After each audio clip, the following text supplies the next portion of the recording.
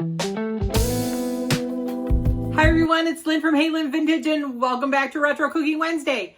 Today we are making some rum balls, chocolate rum balls. We had done a short that did some orange rum balls in it with some coconut, just so that in case you guys wanted to make them before this video came out. I did leave a recipe in there for you for these. I will put the recipe in here, but check out the orange rum balls. They were actually really good.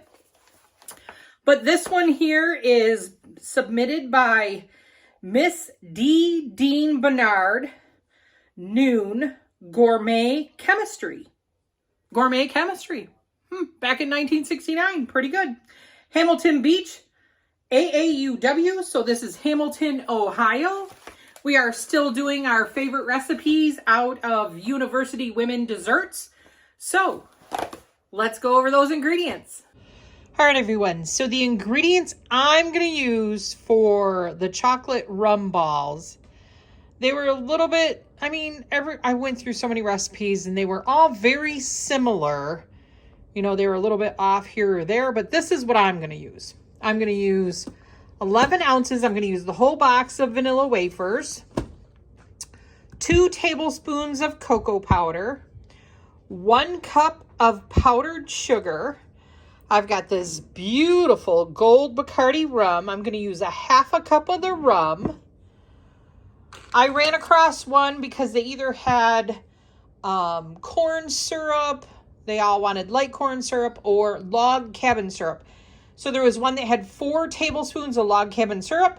So I have this beautiful maple syrup. So I'm going to use this because actually my grocery store was out of light colored maples or light colored corn syrup. So I'd rather use the pure maple syrup. So we're going to use that. And then I'm going to use 1 cup of walnuts. You could probably use pecans if you wanted to, but I have walnuts. So I'm going to use 1 cup of walnuts. So I'm going to put this in the food processor. So I'll meet you there. So after I crushed up the whole box of cookies, I decided to use 2.5 cups. This is about what's left out of those 11 ounces. So in here, because it was just getting too big for my food processor, I ground the 1 cup of powdered sugar, 1 cup of nuts, and then the 2 tablespoons of cocoa powder. I'm going to add that to the 2.5 cups of ground vanilla wafers. So then to this, we're going to add our half a cup of rum and 4 tablespoons of the maple syrup. So let me get that together. All right. So 4 tablespoons. 1, 2, 3, 4. And then we're going to do a half a cup of rum. This is a rare gold rum, 8 years aged. Might as well put some good stuff in there.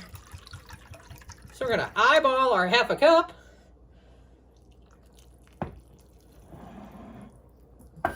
We're going to mix this together.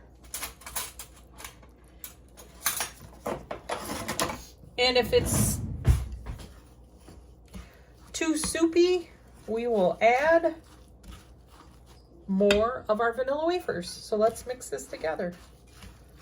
Ooh, that rum smells wonderful.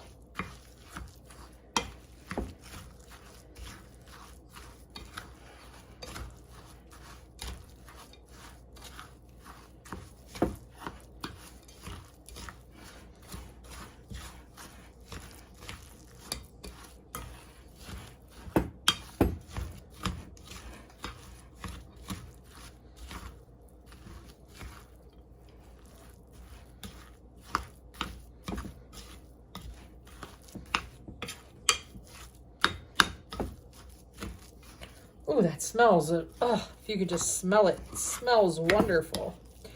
Wonderful, wonderful, wonderful. All right, so I have some cocoa powder here and some powdered sugar. I have a number 100 scoop. It's a little bit smaller than the scoop that I was using for cookies. So I'm just going to do those and just kind of put these through here. Give them a nice roll. So we can either put them through here or we can put them through our cocoa powder. And then we're just going to roll these, put them in an airtight container, and have them for the holidays. Let me get these made and I'll give you my thoughts.